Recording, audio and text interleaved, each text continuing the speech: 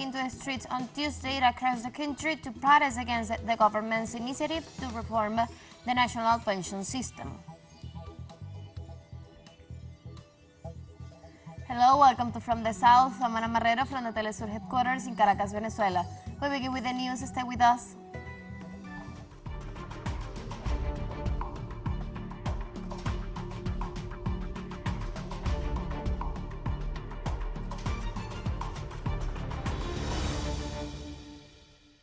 In Peru, the National Congress on Tuesday postponed for the third time in a week a key debate to call for early elections, which will meet the demands of the ongoing social uprising in the country. Representatives had approved on Monday to debate the issues after initially dismissing a reform to produce early elections. The debate is not scheduled for Wednesday. Marino Flores, representative of organized farmers of northern Peru, said that people have risen far and wide to demand the resignation of the president of the mafia in power and for the Congress to pay for the killed protesters.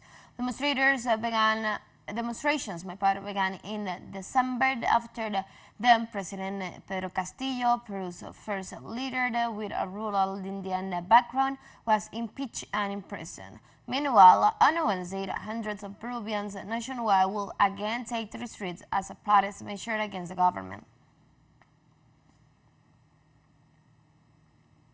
Now his office is empty. Marco Antonio, a 29-year-old doctor and biologist, was killed by police repression in Juliaca, in the south of Peru, on January the 9th last year, while he was helping the wounded in the conflict. They shouldn't have shot him. They killed him in a very inhumane way. They shouldn't have shot him. He was helping. Maybe more people would have died. They saved many lives. The whole team that accompanied my brother saved many lives. To this day, the families of the victims claim that they have not received any kind of support from the state. On the contrary, what they have done is to investigate us as agitators. They see us as the worst, but we have not received anything. My brother has contact with the other mourners. I think that, like us, the others are also scared. So instead of support, they are receiving persecution? Yes, that's what we have here in Juliaca.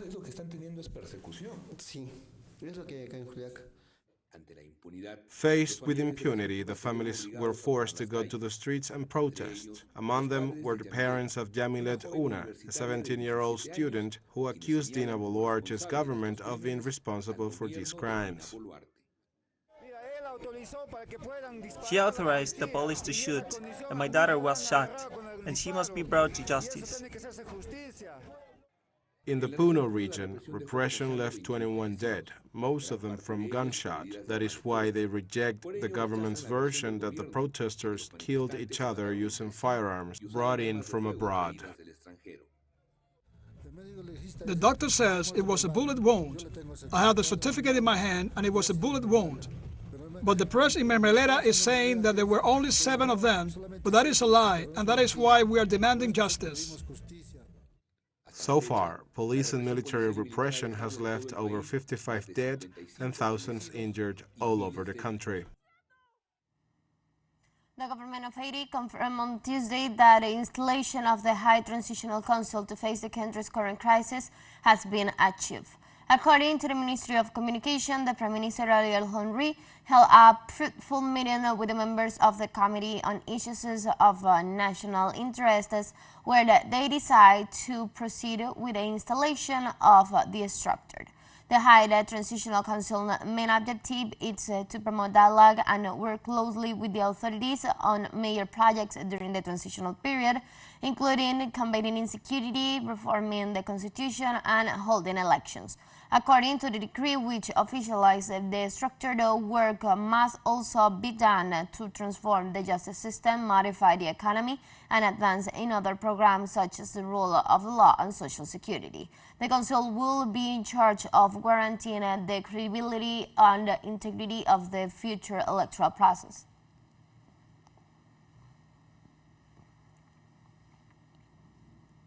Meanwhile, the United Nations organization maintained its effort to support children in Haiti, where at least 2.6 million minors are in need of humanitarian aid. The United Nations Children's Fund warned in a recent report that the number of Haitian children in need of humanitarian assistance has increased by 500,000 over the past 2 years. The number are rising as armed violence, combined with the resurgence of cholera, food insecurity, and inflation limit access to essential services such as health, nutrition, water, and sanitation and education, and for millions of children and their families.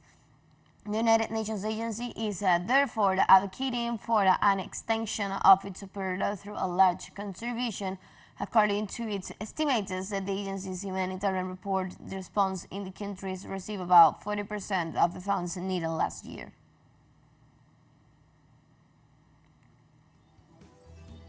We'll take a very short break, but remember you can follow us on our TikTok account for the TeleSUR English, in which you will be able to see news in different formats and news updates. Stay tuned for more news.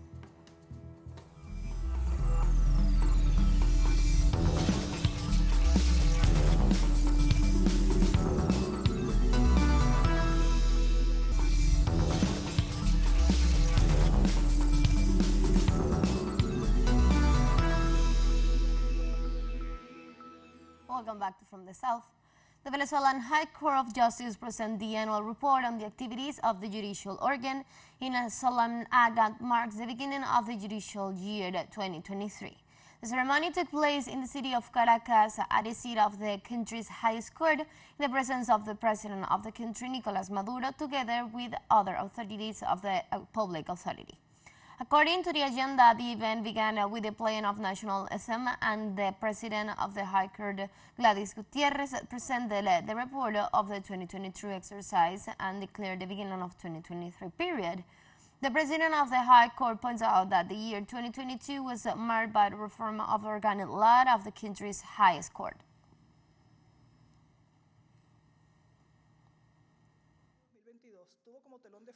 The judicial management of 2022 had as a framework the set of measures for the resizing of the High Court and the judiciary, precisely as a result of the reform of the organic law of the High Court, a fact that constituted a shining milestone in the course of the most significant events in the year covered by this report, since it configured beyond the usual compliance with the structural rethink of the High Court and other provisions. It was a great opportunity for the growth, improvement, and revitalization of the judicial system, as well as for promoting the sense of belonging to the judiciary, for a necessary revitalization that contrasts with prosperity times, with no room for postponing or relaxing the values.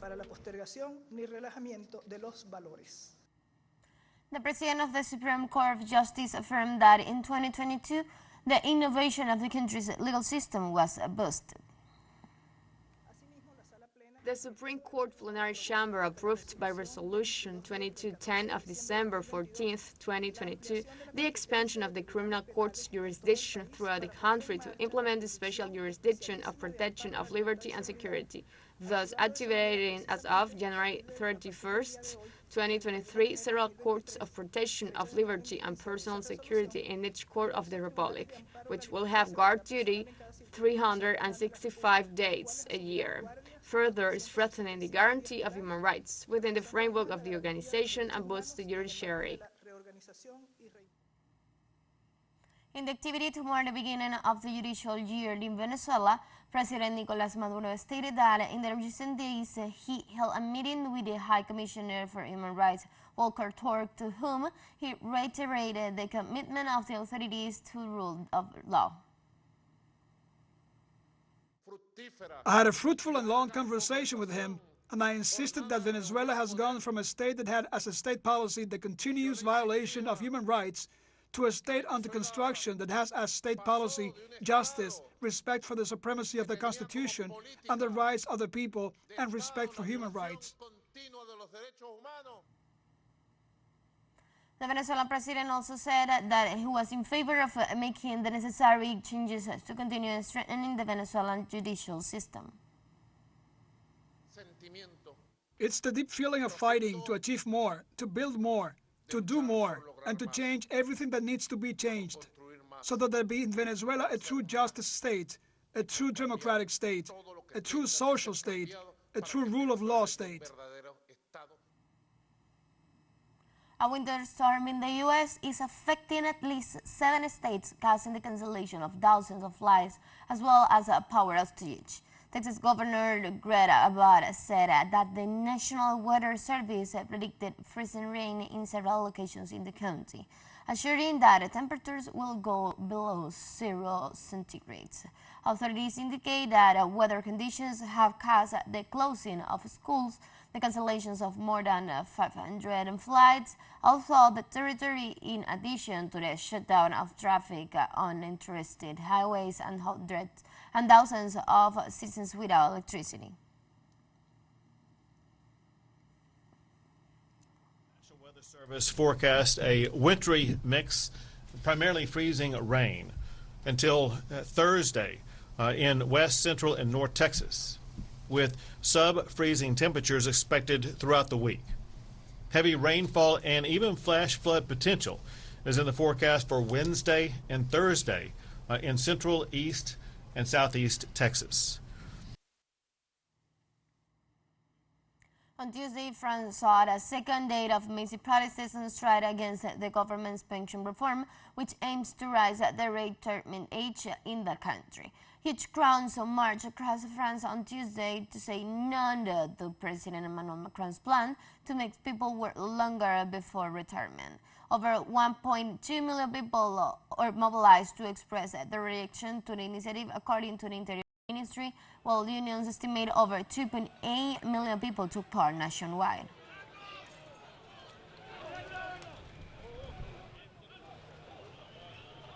In this way, French trade unions call for new days of massive strikes in February.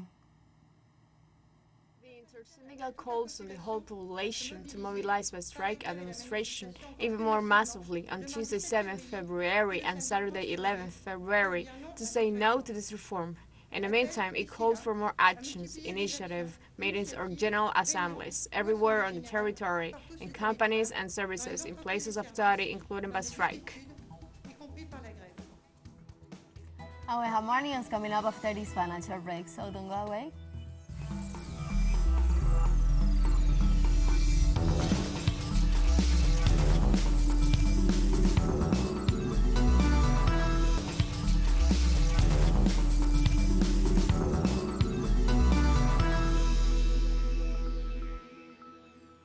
Welcome back.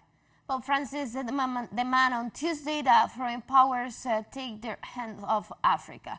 Pope Francis arrived in the Democratic Republic of the Congo on Tuesday, denouncing economic colonialism that he said had plundered the resources of the mineral-rich and conflict-torn nation. Massive crowds thrown Kinshasa for a glimpse of Pope Mobile, cheering and waving flags as the 86-year-old pontiff made his way from the airport to the presidential palace. On his fifth trip to Africa, Pope Francis brings a message of peace to the Democratic Republic of the Congo and neighboring South Sudan. Despite its vast mineral reserves, the Democratic Republic of the Congo remains one of the poorest countries in the world.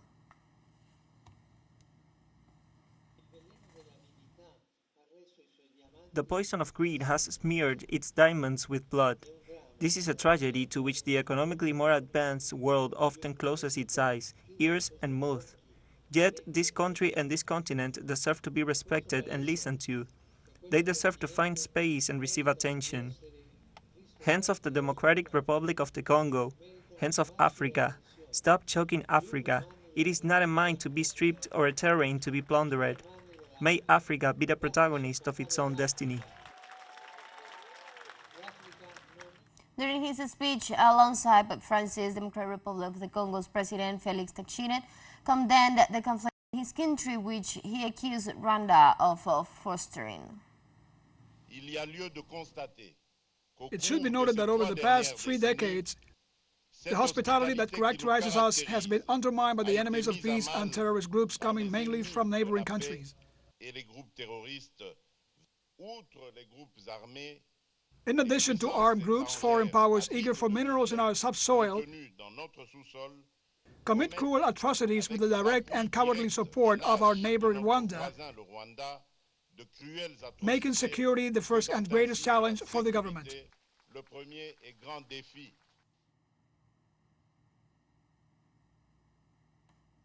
Pope Francis is expected to land in South Sudan on Friday for a third-day visit, the first by a pope to the Muslim Christian country since it achieved statehood in 2011. Since parting from Muslim Unity Sudan, South Sudan has been anything but peaceful, with civil war and ethnic bloodletting destroying any sense of the country's unity, heralding at its independence. The pontiff's visit is being hailed as a peace pilgrimage and optimistic is a far that Francis can revive a lost spirit of neighborhood in the traumatized young country.